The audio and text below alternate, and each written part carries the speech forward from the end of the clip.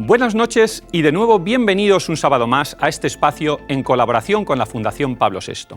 Más de un 80% de los municipios españoles son rurales y una gran parte de la superficie total de nuestro país representa lo que se ha venido a denominar la España vaciada, donde de media se pierden 5 habitantes cada hora. Una despoblación que protagonizan principalmente los jóvenes y las mujeres, lo que complica la sostenibilidad y el futuro de los pueblos. Se genera un círculo vicioso, pues la sangría de despoblación va seguida de un desabastecimiento de servicios en el ámbito de la educación, la sanidad, el transporte o las telecomunicaciones. Curiosamente, después de la pandemia, se está advirtiendo un fenómeno incipiente de personas que huyen de la ciudad para asentarse en zonas rurales. El coste de la vivienda en las grandes urbes, el teletrabajo y la búsqueda de aire limpio y espacios abiertos está generando también un movimiento de la ciudad al pueblo. Hoy trataremos de responder a esta gran pregunta: ¿cuál es el futuro para la España rural? Hablaremos también de nuestros mayores, con una esperanza de vida que aumenta cada vez más y una natalidad congelada. Casi un tercio de los españoles tendrá más de 65 años en 2030.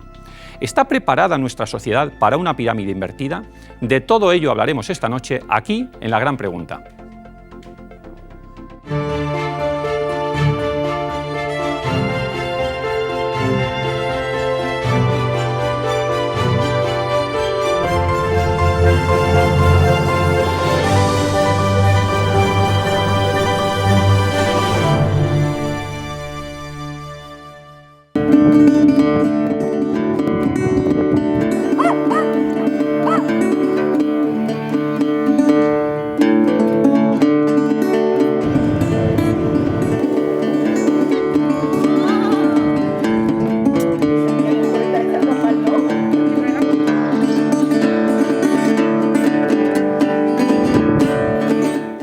En los últimos años, la llamada España vaciada ha puesto al mundo rural en la agenda política, sobre todo en fechas muy próximas a las elecciones.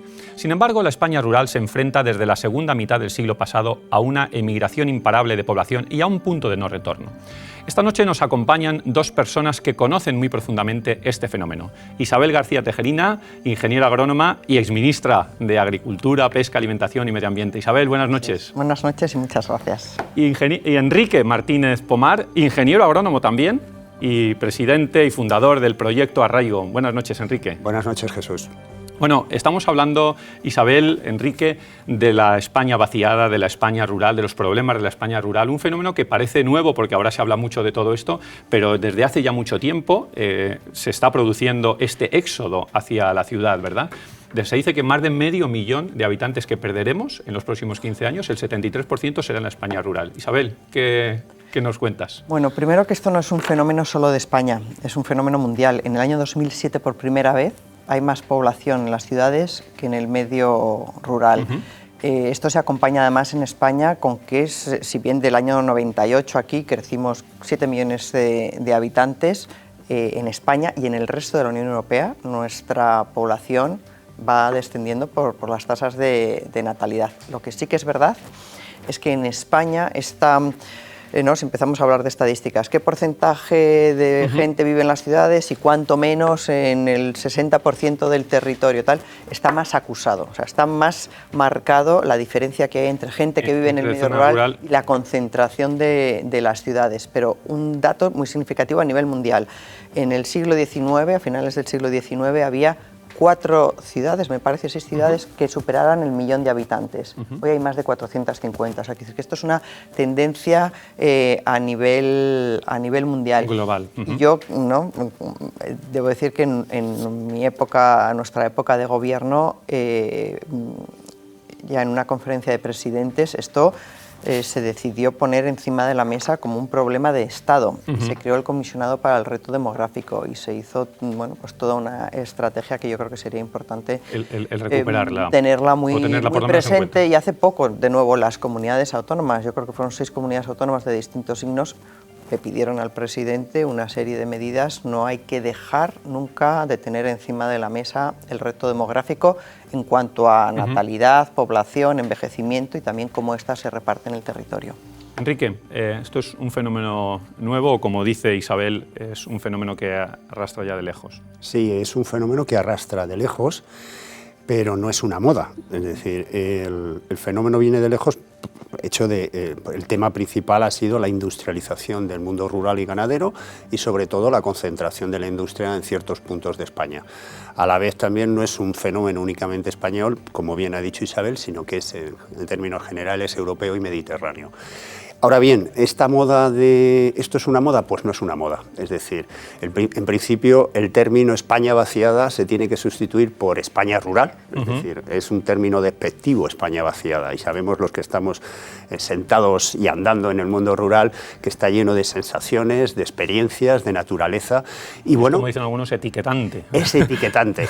Y además con la situación de los últimos años, lo que ha sucedido, no es una moda el tema del cambio climático, no es una moda la sequía, las guerras, es decir, se ha perdido el confort que tienen las personas de a pie y han encontrado que una salida, bueno, ha resurgido, ha renacido una propuesta que es el mundo rural. De esta forma creemos que se va a mantener lo que es este progreso para identificar más al medio rural y crecer juntos en los próximos. Pues como bien estáis diciendo, España es eminentemente rural, como hemos visto, y esta extensión ocupa un 70% del territorio en España, pero solo viven 7,5 millones de personas de los más de 47 millones de habitantes que hay en nuestro país. Nazaret García Jara nos da más detalles. Buenas noches, Nazaret. Buenas noches, Jesús. Vamos a dar alguna cifra más. Son el 16% de la población española, viven en el 82% de los municipios que hay en el país y ocupan, por cierto, el 84% de todo el territorio. Esta población ha experimentado un descenso del 7% en los últimos 10 años, mientras que la urbana ha crecido un 2%. Y todo apunta a que seguirá bajando porque la tasa de jóvenes en las áreas rurales es un 35% menor respecto al de las ciudades. La tasa de ocupación también es inferior, es de un 44% frente a un 48% del entorno urbano. Entrando, Isabel, Enrique, en las causas, si os parece, ¿no? de este fenómeno que ya me habéis dicho que no es de ahora. ¿Cuáles son las causas que nos llevan a esta, algunas veces, agonía para algunos pueblos, ¿verdad? Para algunas zonas rurales. Bueno, es muy largo, ¿eh? O sea, yo siempre digo que cuando un problema no lo tienes solo tú, afecta, ¿no? Es un problema global a nivel mundial. Es que la respuesta no es única, claro, y la solución no es sencilla, ¿no? Las causas, bueno, pues como muy bien ha dicho Enrique, es verdad que la agricultura se industrializa. Ahora mismo una persona ¿no? puede por sí misma llevar una explotación grande, muy grande, algo que hace 50 años era absolutamente impensable.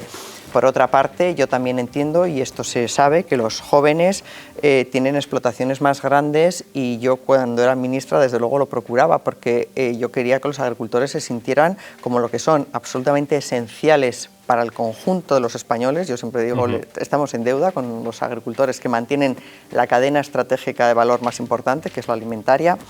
Pero también un joven agricultor tiene una profesión tan de vanguardia como pueda ser cualquier otra. De hecho, la agricultura cada día está más tecnificada.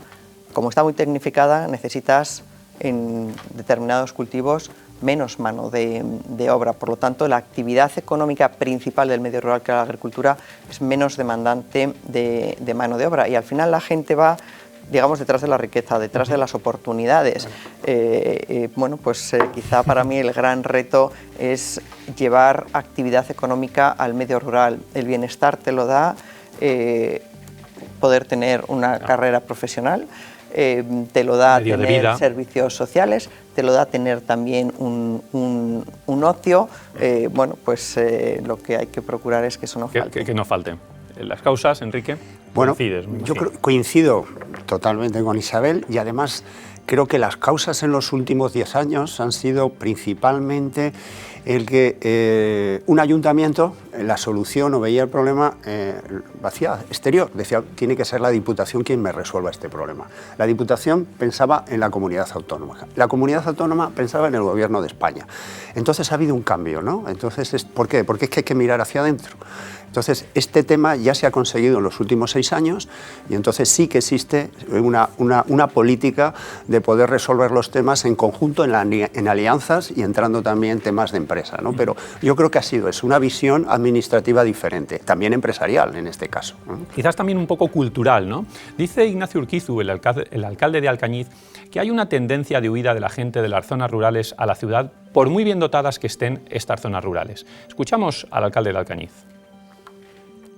que hay una tendencia a que la gente se vaya a las grandes ciudades, a veces incluso poniendo en la zona rural servicios, infraestructuras, pues uno no consigue ni siquiera retener a la población. No es un problema de infraestructuras ni de empleo, es que la gente quiere vivir donde quiere vivir.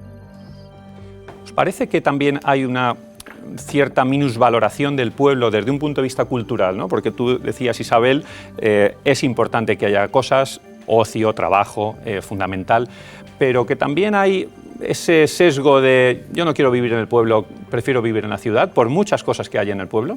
Bueno, yo pues probablemente haya quien sí, y lamento decir que desde su profunda ignorancia, pero yo creo que es así.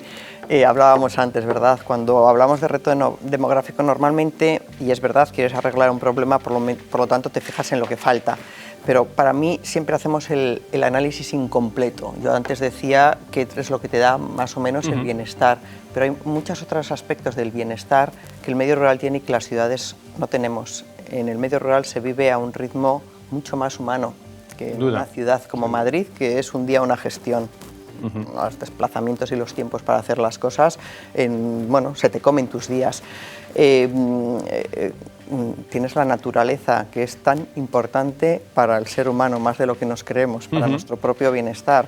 Tienes una ausencia de contaminación, tienes tantas cosas que el medio rural te da, de las que no hablamos y ponemos el acento en lo que le falta, pues yo creo que hay un poquito quizá de eso, pero debemos de empezar a mirar, yo creo, el medio rural de otra manera distinta, porque para mí quizá, y en algunos núcleos verdaderamente más aislados por la geografía o con verdaderamente menos población, la sensación de aislamiento, pero es que hoy realmente lo que nos conecta es Internet, que hoy el mundo nada es remoto y tenemos acceso a muchas cosas a través de esta conectividad. Por lo tanto, bueno, creo que tenemos que procurar, ¿no?, que todos, para eso somos todos ciudadanos iguales, tengamos acceso a lo mismo y son dos mundos diferentes, pero necesarios y complementarios. En cierto modo, lo que ha pasado con la pandemia ha favorecido esto que está diciendo Isabel, de que haya una mirada un poco diferente hacia los pueblos, diferente en el sentido positivo, Enrique. Pero totalmente, es decir, la pandemia ha sido un efecto directamente, te digo, en la entrada de familias, de urbanitas que entran a nuestra web para hacerles con ellos un seguimiento y arraigarles en los pueblos, se multiplicó por 3 la entrada, de entrar 20 familias al día, de entrar casi 60. Pero ¿qué significa también? Significa que las condiciones actuales económicas y de vitalidad que tú tienes en un pueblo son mucho mejores, más atractivas para el ciudadano de pie. Y lo que encontramos también es que las ciudades también, las grandes ciudades, necesitan al medio rural. Y lo necesitan porque aquellas personas que están viviendo, que están trabajando en las empresas, la vitalidad, la grandeza que cogen en fines de semana en nuestros pueblos, pues evidentemente pues se tiene que compensar. Tiene que haber más conversación, yo creo, entre lo que son los ayuntamientos grandes con los pequeños. Y fijaros ahora, el agua, la luz, es decir, las energías renovables están en el medio rural, toda una serie de cuestiones se miden y se atienden en este tema, en nuestra España rural, y tenemos que acondicionarlo y ponerlo al nivel que ya se está poniendo con las ciudades grandes. Isabel, un tema que tú conoces bastante, porque te he oído hablar muchas veces del asunto, que es la cuestión de las mujeres en la zona rural. Precisamente no solo los jóvenes, sino que las mujeres también se les pone el foco en que son de los colectivos, si me permites utilizar esta expresión, que emigran especialmente a la ciudad, ¿no? ¿Habría que poner un especial foco, una especial acción sobre todo esto? Sin duda sí, porque cuando hablamos, ¿no?, del reto demográfico y la despoblación, ya no solamente cuantitativa, también hay otros aspectos cualitativos, que quiero decir que el medio rural, y más acentuado en los núcleos más pequeños, es más envejecido, porque los jóvenes se van, los jóvenes han ido. Cambia las medidas, pero también por algo que hay que poner encima de la mesa. Cuando decía yo antes, pongamos lo positivo, la gente vive más años en el medio rural, pues ¿no?, será también una señal que algo bueno te da el medio rural, y está más masculinizado, ¿no? O sea, el porcentaje de hombres es mayor. Sí. Eso es porque las mujeres se van. ¿Y por qué se van? Pues en gran medida en busca de oportunidades de trabajo. Al final la gente lo que quiere es construir oportunidades, construir tu vida, y sin ninguna duda tu trabajo es fuente de de bienestar. Por lo tanto, poner el acento en oportunidades para las mujeres es muy importante, donde hay sectores donde las mujeres son líderes, en el turismo rural, más del 50 y largo % de los... Está liderado por las mujeres. Está liderado por las mujeres. En la propia agricultura, no tanto, pero ganando peso. Y aparte que, bueno, yo he conocido mujeres extraordinarias en agricultura con unas historias, ¿no? Y vamos, yo me acuerdo una vez una chica en Valladolid, jovencita, menuda, era licenciada en informática y decía, animaba a todas las mujeres, dice, si ya no hace falta fuerza, llevaba 1000 hectáreas ella. 1000 hectáreas. Ya no, totalmente. Sí, no. Sí. Tremendo. En este sentido que dice Isabel, de que hay muchas acciones que se pueden hacer para repoblar, para llamar otra vez la atención, el proyecto Arraigo, Enrique, que tú diriges, que tú lideras, es un proyecto que precisamente de lo que trata es de repoblar esa España rural, ¿verdad? Sí. ¿Cómo lo hacéis? ¿Cómo lo lleváis a cabo? Pues mira, lo hacemos yo te diría 2 palabras, con sentido común y con alianzas.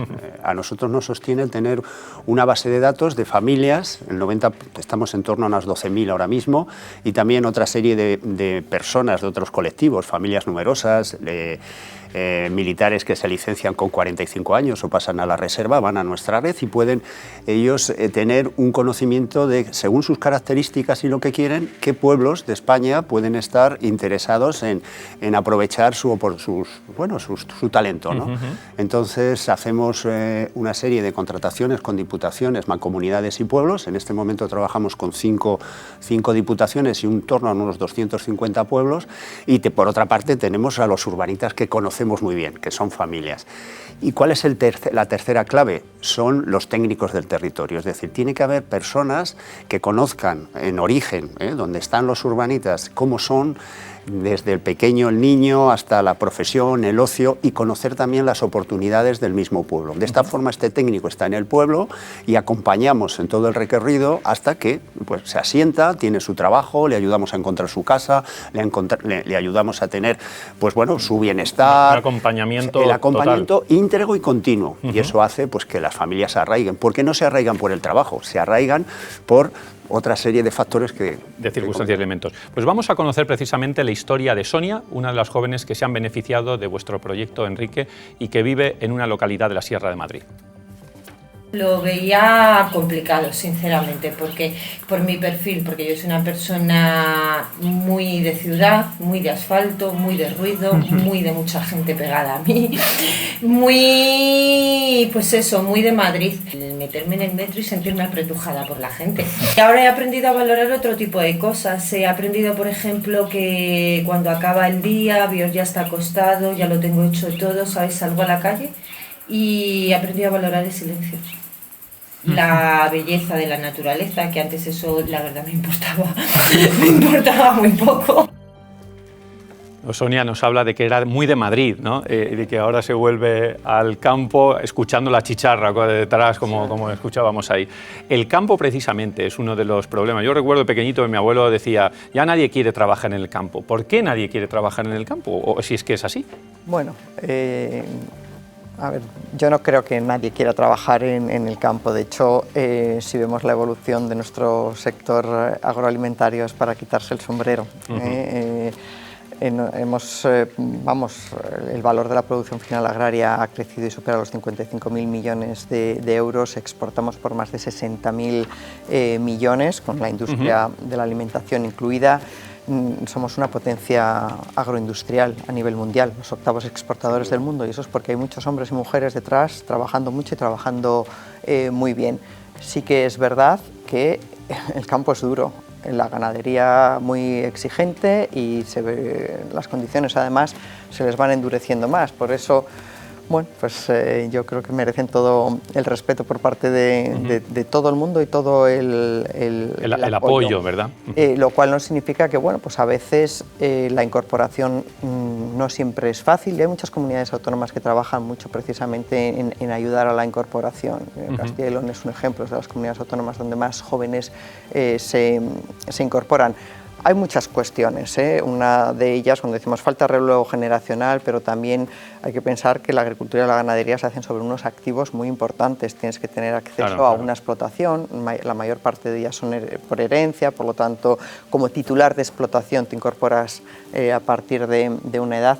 Yo creo que sí que la gente quiere ser agricultora, que la evolución de los agricultores en España, además, es cada vez más profesionales, más cualificados, entre otras cosas porque es lo que les vamos exigiendo desde todos los puntos de vista, medioambientales, bienestar animal, seguridad, trazabilidad. O sea, yo siempre he dicho que es una profesión absolutamente de vanguardia. Pero es verdad que muchas veces también el agricultor te dice, bueno, pero es que me falta mano de obra, ¿no? Tiene que tirar en ocasiones de la propia inmigración, ¿no? Sí. Bueno, el papel de la inmigración en las zonas rurales también está ejerciendo un papel y algunas veces no sé si la España rural está tan preparada para ese fenómeno de inmigración. Yo creo que se está preparando la España rural para aceptar a la inmigración como un elemento clave. Para mí, para nosotros, la España rural necesita trabajadores, pero no trabajadores temporeros de una época. No, se necesitan en la atención sanitaria, se necesita en el tema construcción, en técnicos de todo tipo de profesiones. Entonces, al no encontrarlos en España, tenemos que hacerlo de una forma ordenada con otros países y que estas personas se integren perfectamente en el colectivo, porque un pueblo es una ciudad pequeña, es decir, todos se conocen. Tienes que hacer una serie de metodologías de ingeniería social que permita que esta familia se adapte, porque si viene solo por el trabajo, ¿qué ocurre? Que cuando encuentre un trabajo mejor se marchará, pero si esta persona está muy bien arraigada en el pueblo, conoce los niños, tienen amigos, cambiará de trabajo, pero seguirá viviendo en el pueblo. Entonces nuestras comunicaciones en el mundo rural son por lo general muy buenas y eso supone que se puede trasladar, con lo cual no tiene que estar trabajando en el mismo sitio que vive, por lo cual tenemos que intentar que viva toda la familia y hacer lo que es repoblación activa. Aprovechando que está Isabel en plató, que ha sido ministra de Agricultura, Pesca, Alimentación y Medio Ambiente. Estaba en el Ministerio integrado esas dos cosas. Y muchas veces los agricultores, cuando tú hablabas antes de apoyos y de lo que está comentando antes ahora Enrique, dicen, bueno, es que en ocasiones estas políticas ecológicas un poco extremas están desequilibrando ese ambiente entre campo y ecología, ¿no? Es así el tema de la caza, en el tema de la propia ganadería, que dice que está sufriendo mucho esta cuestión. Sí, las cosas como son. Por ejemplo, yo fui a la Unión Europea a pedir que el lobo fuera especie cinegética al sur del Duero. Lo era al norte y lo pudiera ser también al sur. ¿Por qué? Porque la población de lobos estaba aumentando en número y se estaba extendiendo por el territorio, porque la manera de protegerlo en el norte estaba resultando suficientemente eficaz para una especie que siempre sería protegida, pero que también el ganadero arriesga mucho. El lobo es un predador, es el último, no tiene nadie detrás. Iba a decir, mata por deporte. Si necesita comer una oveja, va a matar 5 y va a dejar estresadas a todo el rebaño. La mayor parte de los países europeos están pidiendo más medidas contra el lobo. Por lo tanto, sabiendo que es una especie que hay que proteger, especie protegida, si la llevamos a un extremo que no dejas vivir a la gente que vive en el medio rural, que arriesga, que trabaja, que se esclaviza con la ganadería, porque la ganadería no tiene sábados y domingos, pues yo entiendo desde 24/7, como se dice ahora. Claro, las quejas. Por ejemplo, yo decía antes, la gente va detrás de la riqueza y el regadío es riqueza. Basta ver el mapa de población y veremos que la población se consolida donde hay regadíos. Pues parece que no estamos por estimular la creación de regadíos, sino por todo lo contrario, ¿no? Las señales que se mandan desde el gobierno es que los regantes cojan sus tubos y se vayan, ¿no? Pues tal, o sea, sobra regadío en España. Esto se ha dicho desde tal. Bueno, pues yo, por el contrario, creo que allá donde hay agua, que no es lo mismo en todo el territorio nacional, pero donde existe posibilidad, con todas las garantías medioambientales que los europeos nos exigimos, si queremos dar oportunidades al territorio, el regadío da una riqueza, una estabilidad, una posibilidad de industria asociada que no te da el secano. Por lo tanto, pues sabiendo que la agricultura, como la fabricación de coches, como todas las empresas, tenemos que revisar cómo funcionamos para hacerlo de la manera más respetuosa posible con el planeta. Es obligación de absolutamente todos, pero también tenemos que buscar llevar ese equilibrio que te permite dar riqueza al medio rural y no llevarte por delante la rentabilidad de las explotaciones. Con todos estos interrogantes se produce un círculo vicioso. Si se van los jóvenes y quedan los viejos, se reduce la actividad económica y los servicios. Los bancos se van, cierran el cuartel de la Guardia Civil, el centro sanitario desaparece, el colegio, escasean los transportes públicos. La España vaciada lleva reclamando desde hace años recursos para hacer frente a la despoblación. Nazaré nos pone algunos ejemplos. Sí, piden, por ejemplo, más centros sanitarios porque los habitantes de las zonas rurales que ya hemos visto que tienen poblaciones más envejecidas recorren unos 12 kilómetros concretamente para ser atendidos por un médico, mientras que la media del país es de 3 kilómetros. La brecha digital se agudiza en estas zonas. 2 de cada 10 personas de estas poblaciones no tienen acceso a Internet y también reclaman más profesores. Solamente 73.000 alumnos estudian en las 723 escuelas rurales que hay en España. No llega ni al 1% de todo el alumnado. Cabe destacar siempre la labor de la Iglesia en estas zonas. De las más de 22.000 iglesias que hay en España, la mitad de ellas, es decir, 1 de cada 2, está en el ámbito rural. Su principal labor, acompañar a la gente, como lo hace Héctor Abel Pérez, es párroco de la Mora de Rubielos, un pueblo de Teruel. Conocimos su historia en Solidarios por un Bien Común. Están acompañados, que esté la Iglesia siempre allí a su lado, en los momentos que necesitan. Y no solamente celebrar lo que es la Eucaristía, ¿no?, sino incluso pasar con ellos el rato, las tardes. Si necesita algún favor de subir o bajar a los pueblos, pues se les lleva. La gente es lo que más importa, ¿no? Sí, más que el paisaje. Así, yo creo que es lo que adorna, ¿no?, lo que da el remate final. Nos escucha ya Ángel Santamarta, que vive en Vegapujín, en la provincia de León. Ellos, Ángel y su esposa, Elisa, han sido padres del primer niño nacido en el pueblo desde hace 43 años. Buenas noches, Ángel. Hola, buenas noches. Bueno, Ángel, ¿cómo ha recibido el pueblo la noticia del nacimiento de vuestro hijo? Habéis hecho una gran fiesta, me imagino. Bueno, no hay mucha gente. Nació en mayo, no hay mucha gente para hacer una fiesta, pero bueno, todos contentos, claro. Oye, ¿qué servicios tenéis en el pueblo? ¿Tenéis médicos? ¿Cómo es vuestro pueblo? Contarnos, ¿cómo es Vegapujín? Bueno, somos 10 o 11 habitantes solo. Es un pequeño pueblo de montaña, que son más bien aldeas. Y el médico hay un día a la semana a un pueblo, a 2 pueblos de aquí. Y luego ya tendrías que desplazarte. ¿Y qué otros servicios? ¿No tenéis nada más? ¿Qué tenéis allí? Pues mira, ni bar. para 9 pueblos que hay en el valle hay 2 bares que abren el fin de semana, no en invierno. Como no hay gente, ni entre semana abren. Y luego pues tenemos centro de salud a 35 kilómetros. Y luego ya casi pediatra y todo lo demás deberíamos de bajar a León. Hay 2 días pediatra al mes en el centro de salud, que voy a repetir, está a 35 kilómetros, pero vamos, fuera de ahí tienes que bajar a León. También hay que decir que la atención es más personalizada, que al ser pocos, pues hay más, los médicos los conocen mejor y no hay lista de espera para el médico de atención primaria. Llamas y prácticamente te atienden en el día o el día siguiente, aunque tengas que desplazarte unos kilómetros. Bueno, tiene sus pros y sus contras. Ángela, ¿tú a qué te dedicas? ¿Qué hacéis? ¿Qué hacéis allí en el pueblo, en Vegapujín? Pues ahora tengo un proyecto con unas cabras y estoy en ganadería. Uh-huh. Y me imagino que es a lo que se dedican la mayoría de esos 10-12 habitantes que vivís allí. Bueno, aquí la gente es principalmente mayor, está jubilada. Y sí, el sector primario es lo que a los pocos jóvenes que quedamos es a lo que nos dedicamos. ¿Tenéis más hijos? No, es el primero este. Es el primero. ¿Y os pensáis de quedar allí en el pueblo y darle esa educación de esa España rural, como estamos hablando esta noche, a vuestro hijo, o os pensáis marchar? Hombre, es mi idea, pero bueno, la verdad que está difícil la cosa, está difícil. Porque, por ejemplo, ella, que sí que me ayuda a veces, pero claro, necesita su empleo, y aquí es muy difícil encontrar empleo, la verdad. No tenemos una localidad cerca, un pueblo grande, una ciudad que pueda conseguir ella empleo, es difícil. Sí, es una de las dificultades que precisamente, Ángel, estamos hablando aquí esta noche.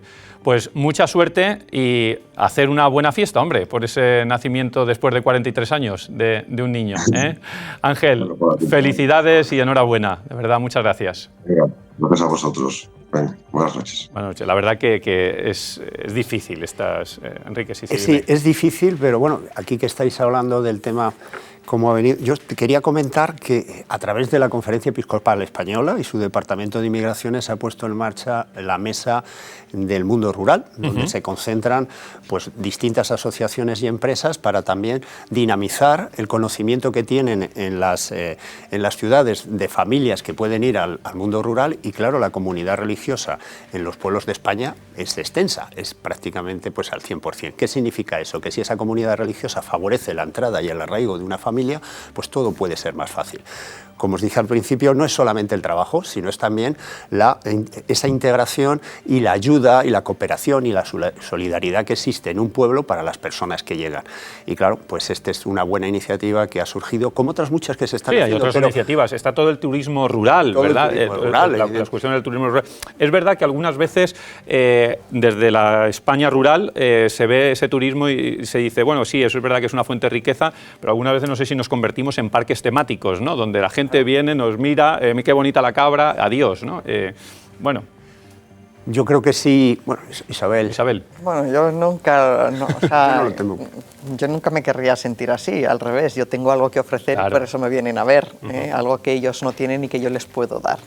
O sea, que yo... No, y que hombre, se está fomentando ese turismo de una manera muy positiva, ¿verdad? Es muy bueno, hay muchas personas del mundo rural que viven, habitantes que están trabajando en estos sitios, se está emprendiendo, y además yo creo que ese emprendimiento coincide con algo anterior que ha comentado Isabel, que es el emprendimiento femenino.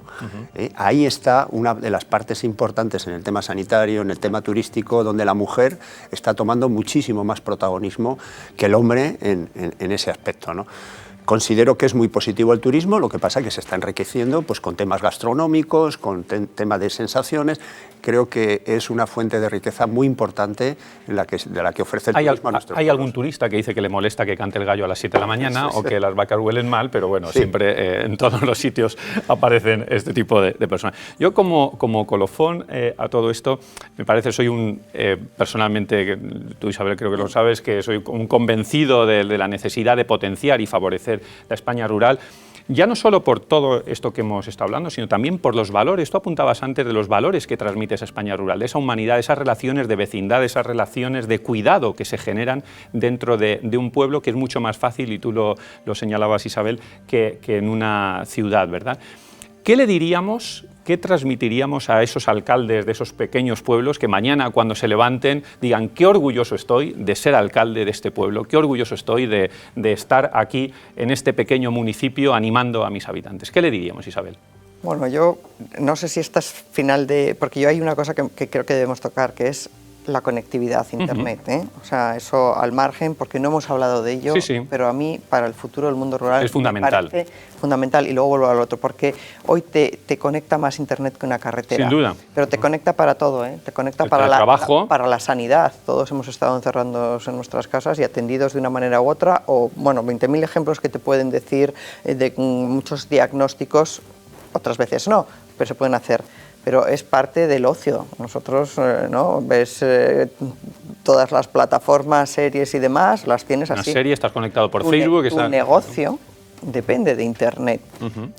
Tu formación, tu educación, bueno, tantas cosas que hoy, por lo tanto, yo en el año 2018 el gobierno de Mariano Rajoy aprobó 300%, el 100% de los núcleos de población conectados con 300 megabytes y no teníamos Next Generation, fondos europeos a raudales. Creo que eso es absolutamente urgente para todos los habitantes del medio rural de cualquier edad. El propio comercio, Isabel, puedes vender leche a una gran distancia. Yo vi unas mujeres de Soria que en las podas de los acebos que había que hacer las aprovechaban para hacer centros de Navidad, pero para venderlos nos los tienen que enseñar y hoy todo el mundo puede enseñar lo que hace, web, pero necesita estar conectado. Por lo tanto, para mí algo absolutamente urgente es conectar y conectar en condiciones al medio rural, que es hacerles las infraestructuras y darles las herramientas de formación y el apoyo necesario para que puedan ser utilizadas, hacer territorios inteligentes. No solamente las ciudades son inteligentes, los territorios tienen que ser inteligentes. Y a los alcaldes, pues se les diría, como ha dicho Enrique, que esto es una tarea de todo el mundo, que tienen que demandar una financiación autonómica, por ejemplo, que tenga en cuenta que la sanidad es más costosa para las personas mayores y que la sanidad es más costosa cuando la gente no está junta en pocos kilómetros cuadrados y que por lo tanto eso tiene que ser tenido en cuenta a la hora de la financiación. Que pongan el acento en lo que les falta y se unan y lo pidan, y que el reto demográfico no deje de estar nunca encima de la agenda política como algo transversal, que todo se estudie. Ponemos perspectiva de género, pongamos perspectiva de medio rural, porque para hacer lo que queremos hacer hace falta inversión, pero luego también que pongamos, o sea, que nos paramos a pensar todo lo bueno que tenemos en nuestros pueblos. Claro. Todo lo bueno que tenemos en nuestros pueblos, que hay que hacer el análisis de lo que te falta, pero hay que hacer el análisis de tus fortalezas y hacerte un buen marketing y estar orgulloso, satisfecho y convencido del patrimonio cultural, del patrimonio humano, de tantos patrimonios que tiene la España rural. Tiene la España rural. Enrique, cerramos. Sí, yo dos cosas. La primera es el tema de la vivienda. Es decir, la vivienda en la ciudad es un negocio. Tú alquilas tu vivienda, no sabes a quién, se lo das a una plataforma. Pero en los pueblos el alquiler de vivienda es un favor. Solo lo haces a un amigo de tu hijo o lo haces a un primo, y si viene uno de fuera tiene que venir muy convencido o con referencias para alquilar. Entonces se necesita conocer muy bien al que va a venir, porque ahora mismo es uno de los problemas más importantes que tenemos para asentar familias en el mundo rural. Y luego el segundo es el tema de la competencia de servicios poblacionales. Los ayuntamientos, en su contexto de la ley del 80, en la que se definen sus funciones, pues no está la repoblación. Entonces ellos no pueden hacer este servicio. No pueden elegir a un fontanero que venga de Barcelona o de Madrid para trabajar.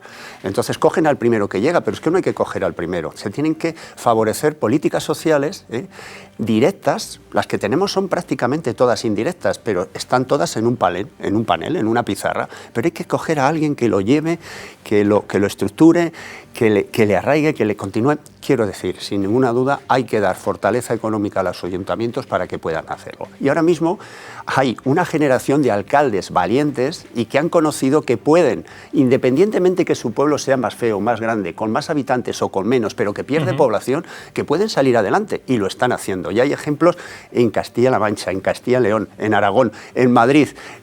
Son los alcaldes. La figura a extender ahora mismo y apoyar son a los alcaldes. A los líderes. Los líderes, no a todos. Tienen que ser aquellos que puedan. Y luego al siguiente año, con el tiempo, otros verán el ejemplo. ¿Cómo se ha seguido? Y dirán, señores, si sé hacer un cesto, puedo hacer cientos. Y eso es escalable, en otras palabras. Enrique, Isabel, muchísimas gracias. Muchas gracias a los dos.